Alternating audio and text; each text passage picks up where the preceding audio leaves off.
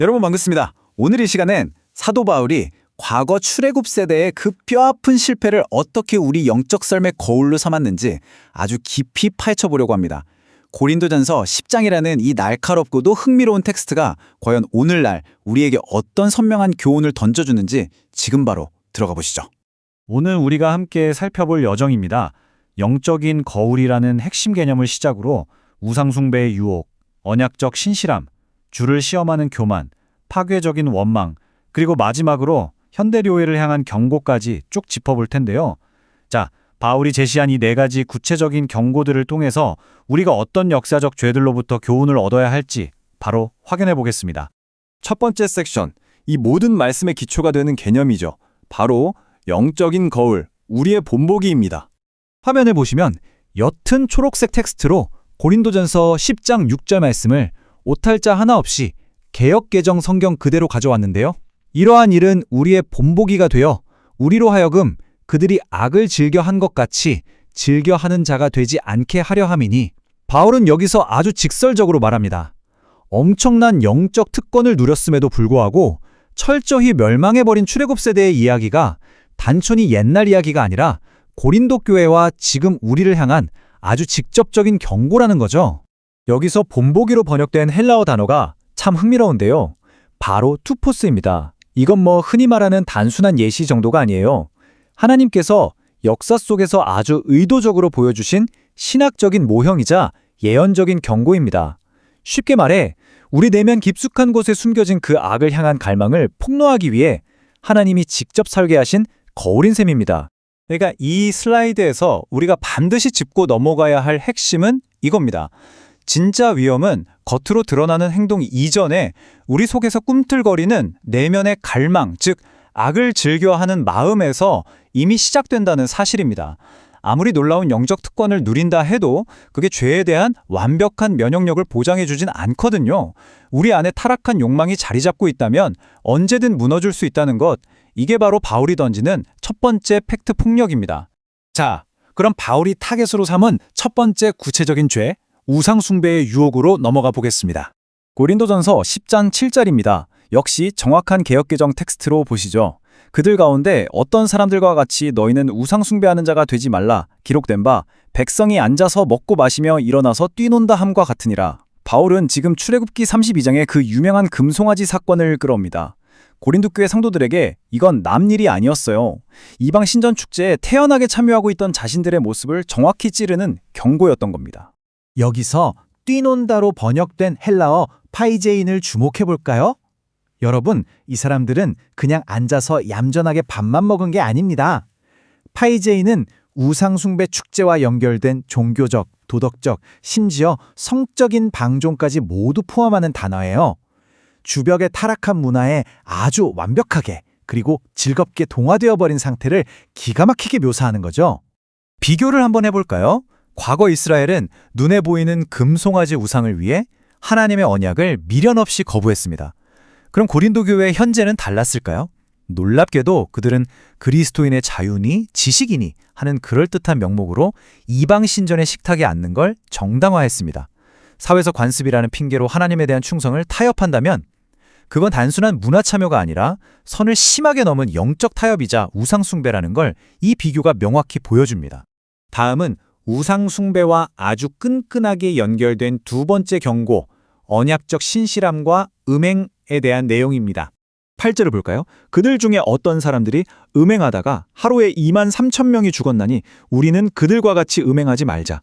바울은 지금 민수기 25장에 기록된 바알보올의 비극을 소환합니다. 여러분, 성적 순결은 그저 개인의 사생활이나 도덕적인 가이드라인 정도가 아닙니다.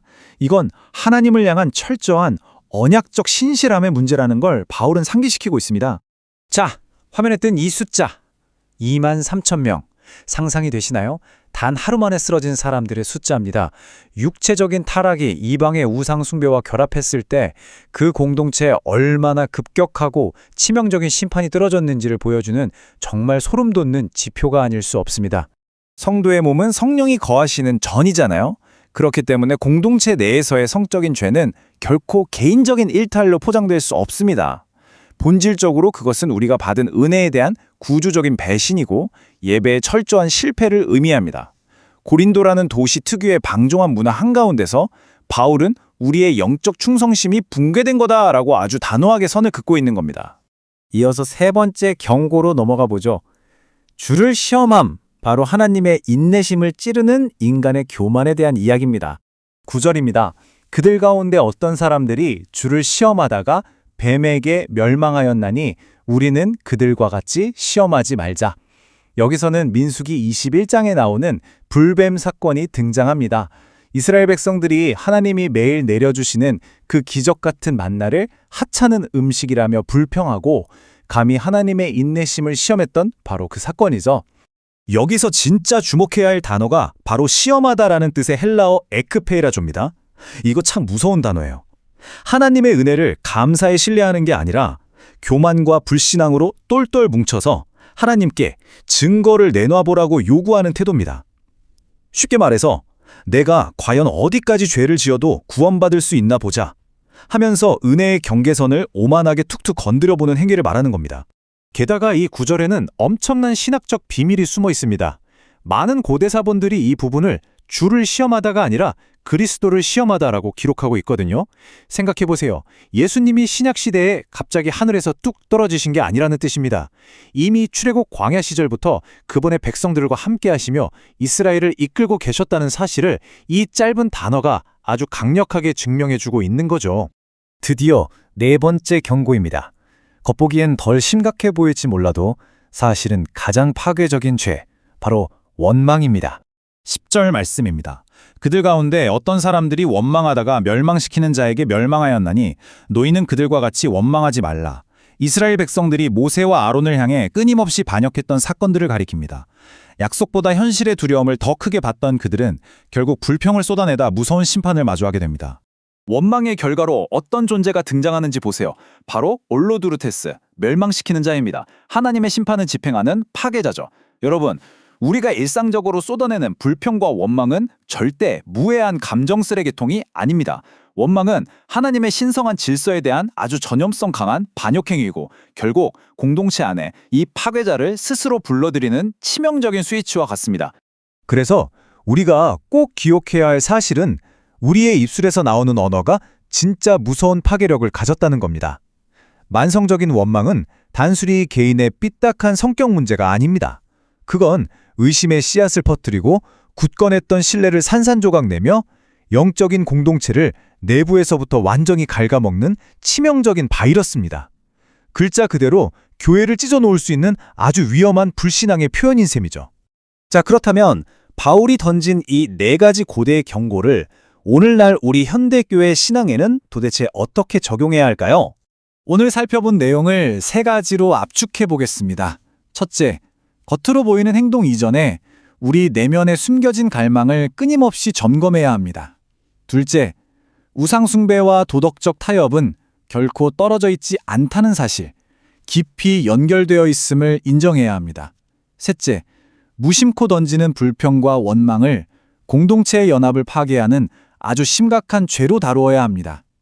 이 세 가지가 오늘 이 본문이 우리에게 꽂아 넣는 핵심 쐐기입니다. 영적인 특권은 결코 교만해도 된다는 프리패스 티켓이 아닙니다.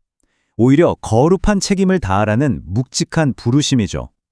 마지막으로 여러분 각자에게 질문 하나를 던지며 오늘 시간을 마무리하겠습니다. 만약 그 옛날 광야의 역사가 지금 여러분을 비추는 거울이라면 오늘 그 거울 속에는 어떤 숨겨진 현대의 우상이 혹은 어떤 조용한 원망의 소리가 비치고 있습니까? 스스로에게 깊이 질문해보는 시간이 되시길 바랍니다. 함께해 주셔서 감사합니다.